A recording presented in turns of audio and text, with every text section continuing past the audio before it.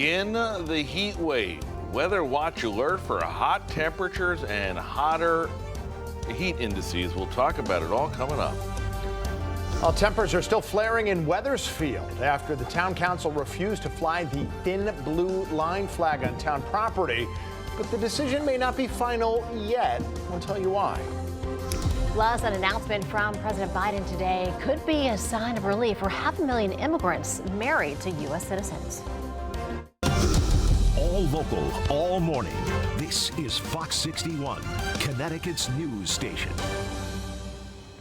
Good morning. Happy Tuesday. Thanks for starting yours off with us at Fox 61 and Fox 61 Plus America Areas. And I'm Tim Lammers. Good morning, everybody. It was hot yesterday, only getting hotter from here. I know we've been talking about it a lot, but it affects everybody in Connecticut. There's nobody avoiding this, unfortunately. Right. Good morning to you both. Nice to have you along. We are starting our Weather Watch Alert. We warned you about this. Yeah, we warned us about last week. But the Weather Watch Alert commences today. Excessive heat, 95 to 100 for the heat index today. Higher as we go down the line, the humidity in place. You got to be careful out there. This will wear you down quickly. Temperatures out of the gate into the mid to upper 60s to even 70 in New Haven, Windsor Locks, 72 in Danbury. Your dew points starting to climb. Mid 60s along the shoreline, lower 60s inland. Unfortunately, there is more of that moisture on the way. It gets worse before it gets better. Here's the watch that we have now expanded for just about all of the state. That's a heat advisory. Your excessive heat watch likely to become a warning as we go through the next 24 hours for Hartford and Talon County. This is semantics. Doesn't matter where you are. Temperatures at the shoreline a little better, but the humidity still present everywhere, and the discomfort, that's a uniform thing too. Air quality not great for the state, but again, you can see half of the state about under an air quality alert. If you have respiratory issues, asthma and the like, you need to take it easy outside. Here's the planner for today. Real feel into the upper 90s, temperatures getting into the low 90s. Day one of the heat wave starts, and the numbers are getting higher and higher, maybe even into record territory. We'll talk about that coming up. 6:02, Rachel Piscatelli back after a couple of days off. Nice to see you. Hey, good morning, Matt. Good to see you as well. Happy to be back here, but unfortunately following some issues out on the roads this morning. It's been a rough morning commute, bringing you a crash over in Milford this morning on 95. A portion of that roadway is blocked, center 2 lanes blocked out by exits 38 and 39A and B, involving 2 tractor trailers at the moment, and folks are squeezing by on 1 lane, so just be mindful of that. We also have this crash. This is closing a portion of 95 northbound out by exits 53 and 54 in the Branford area. Your detour to get around this is going to be off of exit 53 to Route 1, and then you can jump back on 95. We do know that there are serious injuries involved in this crash. They are moving the camera at the moment. Let's kind of see where we're taking on our journey here, but you can see we have police cruisers that are on scene. They are blocking that on-ramp at the moment. And that crash is just up ahead at exits 53 and 54. Of course, we'll keep you posted. Again, we do know that serious injuries are involved in this crash, and it also involves a tractor trailer. Tim and Erica, back to you. Rachel, thank you. I just checked the website at Bradley Airport. It did briefly touch 90 degrees at Bradley yesterday, so looks like the heat wave has begun there, and as we said, temperatures are only going up from there. Yeah, it's going to be rough. Remember, the state has opened the cooling centers that will stay open for the rest of the week. Fox 61's Angela Bavaro is joining us live at one of them. He's in Meriden with more on what we all need to know. Angela, good morning. Erica, Tim, good morning. One of those cooling centers opening up right here behind me. This is the public library. The other one here in the city is opening up at the senior center. Now, with this being such a long stretch of heat that we're expecting, important to know that heat risk day by day, and that is where this new online tool comes in. This is right on the CDC website. Check this out, heat risk. So you put in your zip code, I put in Meriden here, and it gives you the heat risk day by day. So right now here in Meriden, it's minor. Feels pretty comfortable outside, a little muggy, but bearable. And as you scroll down, you get tips about how to stay safe. You also get air quality reports. And then check this out, forecast, heat risk forecast, day by day breaks it down. Here in New Haven County, moderate risk for the rest of the week. So that is something you want to be aware of, something that's accessible right on your phone, this forecast. Now, the Department of Public Health also sending out a notice to the state, just reminding people to take those precautions and keep yourself cool and safe in this hot weather that we're expecting. All the simple stuff that you should know about, but worth a reminder this morning. Take a look at this list. Wear lightweight, loose-fitting clothes. Limit outdoor activities to when it's coolest, like morning and evening hours.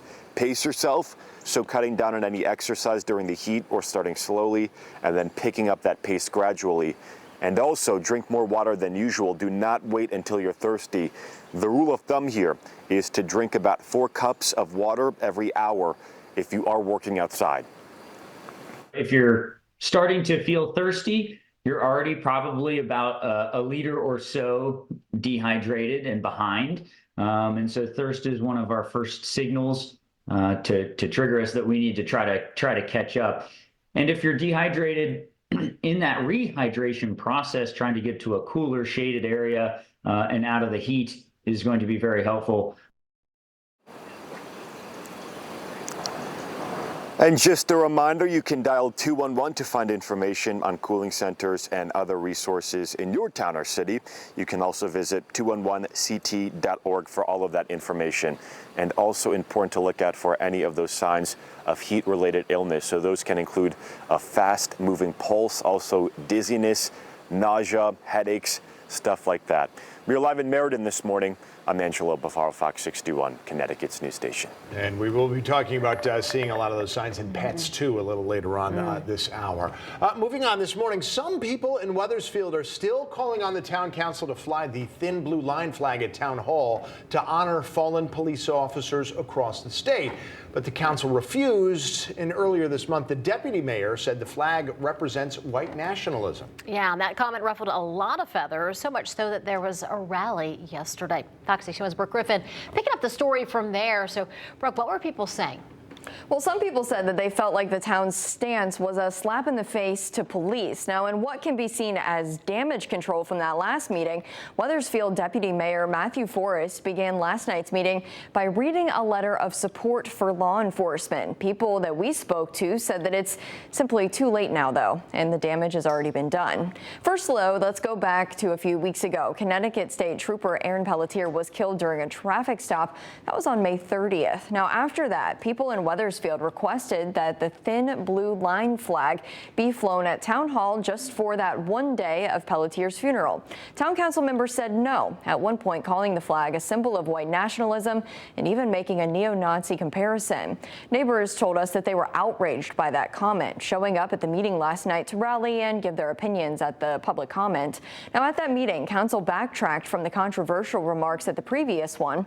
Members said that they could not fly the flag because doing so would have violated the rule that requests to fly the flag be submitted a month in advance. Now, this did not sit well with some people at the meeting. The majority of the town council really showed was their hatred and disrespect for all police officers, not just Trooper Pelletier, by hiding behind a flag policy that requires 30 days notice. Well, Trooper Pelletier did not have 30 days notice of his untimely death. And one thing to note is that there was a pretty heavy police presence at that meeting to protect the council members because they've been receiving threats to them and their families. And so many people even showed up to this meeting that there was an overflow room and people were turned away. Now, those who were there say that they were not just fighting for Pelletier's name, but also the other 3 Connecticut officers that have been killed in the last 2 years. And the mayor said that the issue of the flag policy will be visited yet again at an upcoming meeting, but they didn't actually give any specific dates for when that meeting's happening. As soon as we have more, we'll get that out to you. Tim and Erica, back to you. All right, Brooke, thank you. Bridgeport police said they're investigating a drowning that happened over the weekend. A 3-year-old died in a small children's pool. At this point, investigators believe it was an accident. Police are urging all you parents out there with children around that age to please watch them closely when they're around water, no matter how deep that water is, and never leave them unattended when swimming. 2 years after the murder of a Hampton teenager, the only suspect in his killing has admitted to pulling the trigger. 20-year-old Janai Ward under a guilty plea to murder charges yesterday. Police say he shot and killed 15-year-old Elijah Gomez as he was walking home from school in 2022. 2 other individuals were reportedly at the scene. Police are still searching for them. Ward faces up to 35 years in prison. Sentencing has been scheduled for August.